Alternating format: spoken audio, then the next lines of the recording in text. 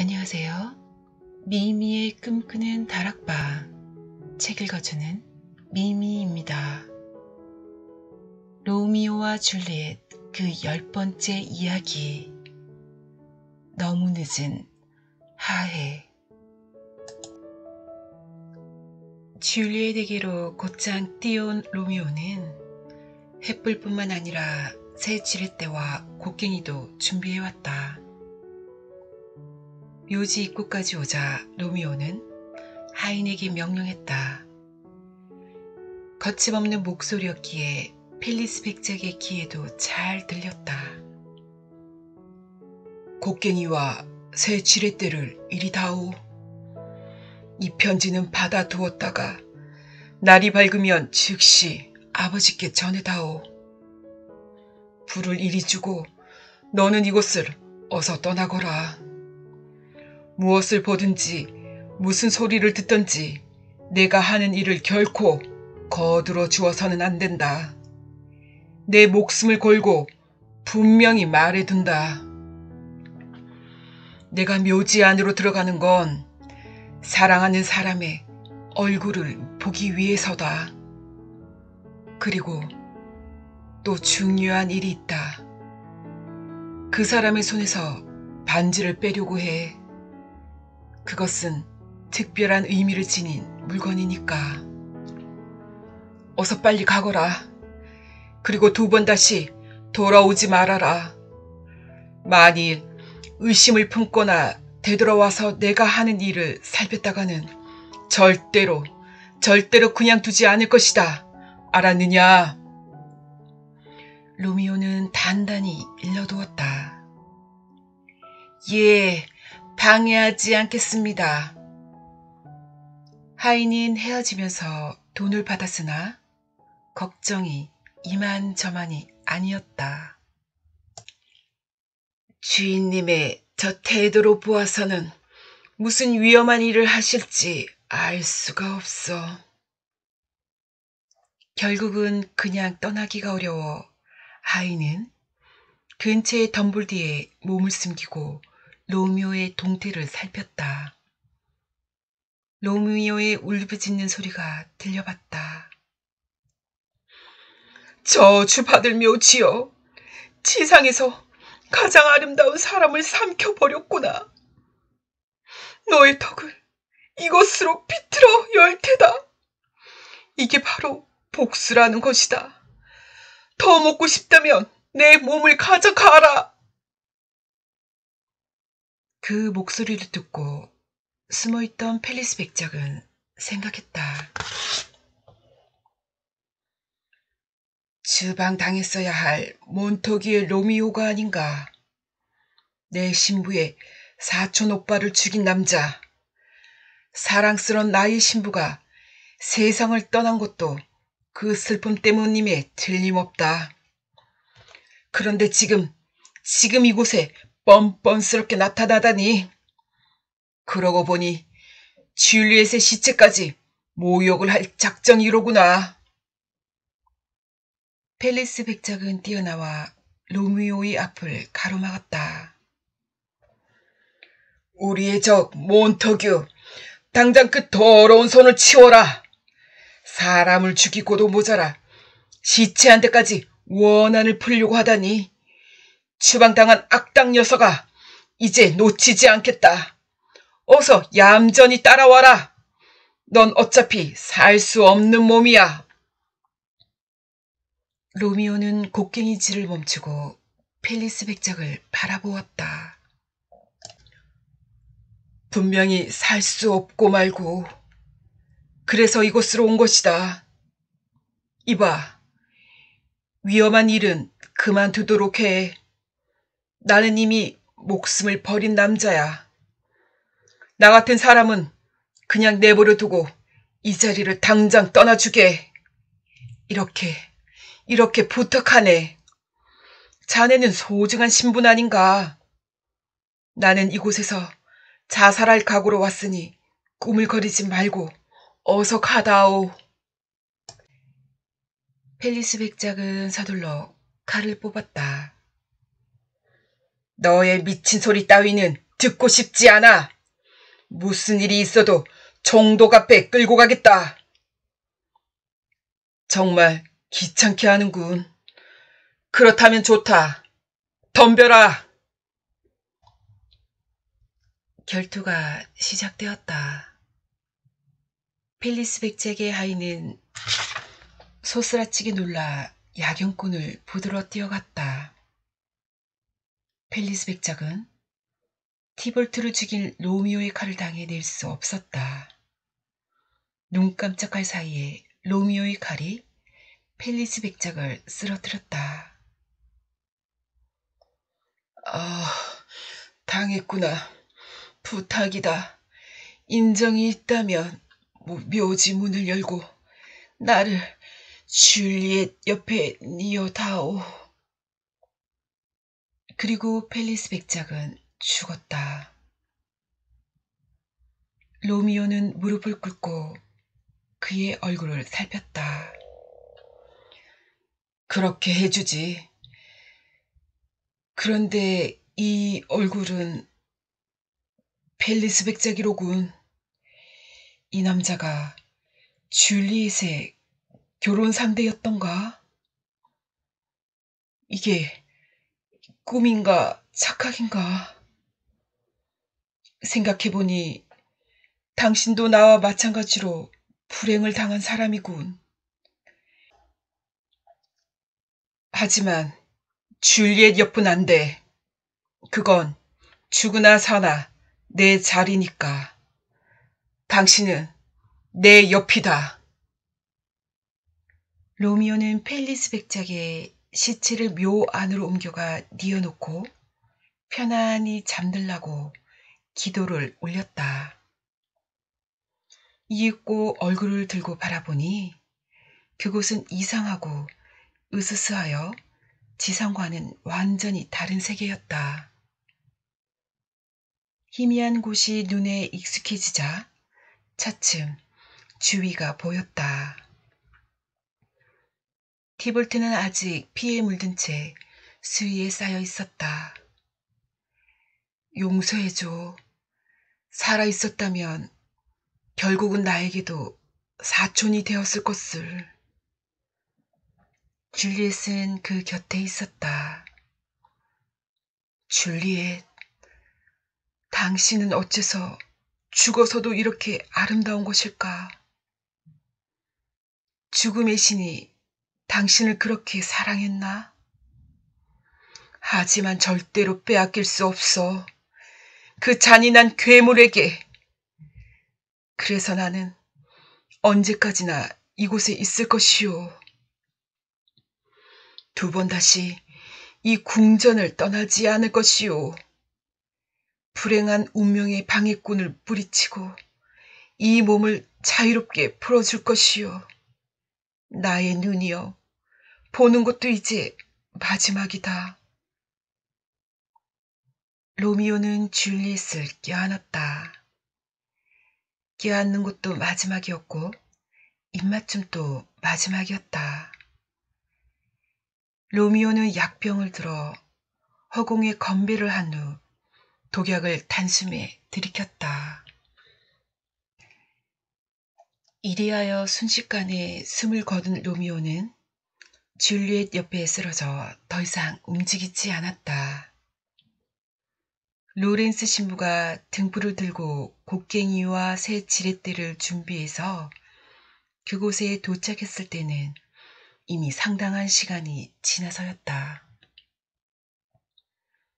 도중에 신부는 로미오의 하인을 만나 수상쩍게 여기고 캐물었으나 하인은 자기 몸을 염려하여 로미오와 펠리스가 싸우는 모습을 잠결에 본 것 같다며 넌지시 전했을 뿐이었다. 묘지로 들어간 로렌스 신부는 처참한 사건의 흔적을 보고 소스라치게 놀랐다. 그런데 그때 줄리엣이 움직이더니 눈을 떴다. 어머나, 기뻐요 신부님. 로미오는 아직 안 왔어요? 일어나면 무서울 줄 알았는데 이제 안심이 돼요. 여기가 어딘지도 알고 제가 어쩌다 여기까지 오게 되었는지도 다 기억이 나요. 그런데 로미오는요? 로렌스 신부는 아무 말도 못하고 줄리엣을 끌어안았다.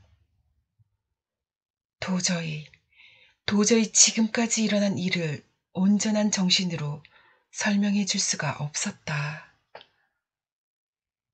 그때 바깥에서 사람들의 웅성거림이 가까이 다가왔다. 큰일이야. 빨리 밖으로 나가자. 지금은 이유를 이야기해 줄 틈이 없어. 어쩔 도리가 없는 운명 때문에 내가 애썼던 방법도 실패로 돌아가고 말았단다. 내 남편도 펠리스도 여기에 죽어 있다. 이야기는 나중에 하고 서두르자. 너를 우선 수녀에게 맡겨야겠으니까. 사람들이 온다. 빨리. 나는 이제 이러고 있을 수가 없어. 로렌스 신부는 앞장서서 나갔다. 그러나 줄리엣은 뒤따르지 않았다. 아무쪼록 빨리 피하세요, 신부님. 저는 가지 않겠어요. 줄리엣은 로렌스 신부가 남겨놓고 간 등불로 비로소 로미오가 자기 옆에 쓰러져 죽어 있는 것을 보았다. 이 병은 뭐지? 로미오, 이렇게 병을 꼭 쥐고 있군요. 알았어요. 이건 정말 독약이로군요. 내가 깨어날 걸 모르고 이렇게 성급하게 떠나버리다니. 무정한 사람, 모두 다 마셔버리다니. 뒤따라갈 나를 위해 한 방울이라도 남겨두지 않다니. 당신 입술에 조금은 남아있을까? 아직도 당신의 입술은 따뜻하군요. 사람들이 다가오는 소리가 점점 가까이 들렸다. 줄리엣은 이곳에서 도망쳐야 한다는 생각도 없었고 사람들이 자기를 보면 얼마나 놀랄까 싶은 생각도 들지 않았다. 줄리엣의 눈은 오로지 로미오에게만 못 박혀 있었다. 그때 줄리엣은 로미오가 허리에 차고 있던 단검을 발견했다. 너는 행복한 단검이야. 이것이 너의 집이다. 이곳으로 들어가 나를 죽여다오. 줄리엣은 가슴을 찌르고 로미오의 시체 위에 쓰러졌다. 야경꾼들이 들어왔다. 안내한 사람은 펠리스의 하인이었다. 그곳의 끔찍한 광경을 본 사람은 모두 자기도 모르게 고개를 돌렸다. 로미오와 줄리엣, 그리고 펠리스 백작이 나란히 죽어있는 것이었다. 총독께 알려라. 개플레가에 서둘러 가고 몬터규 가로도 가서 문을 두드려 깨워라. 모두 흩어져서 부근을 샅샅이 뒤져라. 야경꾼 대장의 명령에 따라 모두 사방으로 흩어졌다. 그리고 얼마 안 되어 로미오의 하인과 로렌스 신부가 끌려왔다. 얼마 후 캐플렛 부부와 몬터규가 나타났다. 몬터규 부인은 아들이 추방당한 것을 슬퍼하던 나머지 어젯밤에 세상을 떠났다. 총독 앞에서 몬터규가 호소했다. 이 늙은이가 더 이상 어떤 슬픔을 더 당해야 한단 말입니까? 총독은 로미오를 가리켰다. 저길 보아라. 몬터규는 넋을 잃고 소리쳤다. 이 불효 자식아, 이 아버지를 놔두고 먼저 무덤으로 가다니. 그러나 총독이 그의 말을 가로막았다. 슬피 우는 건 잠시 삼가라. 내 친척도 또 하나 죽었으니 말이다. 지금부터 이해할 수 없는 점을 한 가지씩 풀어서 사건의 진상을 밝히고자 한다. 그 다음에 내가 판결을 내리겠다. 그때까지는 슬프겠지만 참고 견디어 주기 바란다. 자, 수상한 자들을 이곳으로 데려와라. 신문을 바를 필요도 없이 로렌스 신부가 앞으로 나서서 성직자의 명예를 모두 버리고 사건에 대해 처음부터 끝까지 이야기했다. 두 통의 편지가 그 이야기를 증명했다. 한 통은 신부가 로미오에게 보내려다 못 보낸 것이었고, 다른 한 통은 바로 몇 시간 전 로미오가 하인에게 부탁해 아버지에게 보내려던 유서였다. 편지를 읽고 나서 총독은 침통하게 말했다. 과연 그랬군. 이 편지를 보니 로미오가 독을 마신 게 분명하구나. 독약을 사가지고 이 묘지로 와서 줄리엣의 곁에서 죽겠다고 적혀있다. 원수지간인 두 사람은 어디에 있나? 캐플렛, 몬터규, 보아라. 이것은 모두 당신들의 증오가 낳은 끔찍한 결과다. 하늘은 당신들의 사랑스러운 이 자식들을, 그것도 둘도 없는 외아들과 외동딸을 서로 사랑하게 하여 마침내는 죽음으로 쫓아보낸 것이다. 그리고 나 또한 당신들의 나쁜 사이를 보고도 모른 척한 대가로 친척을 2명이나 잃었다. 모든 것이 다 하늘이 내린 벌이다.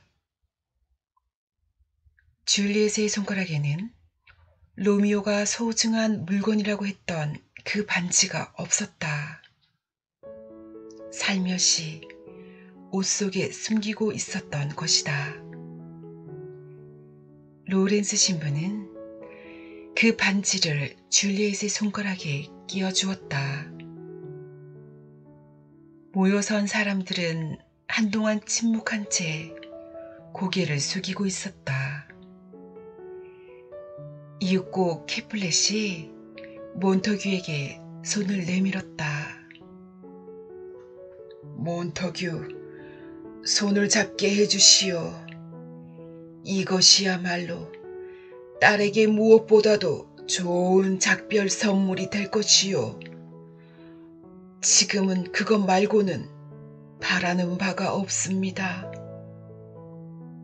그러자 몬터규가 대답했다.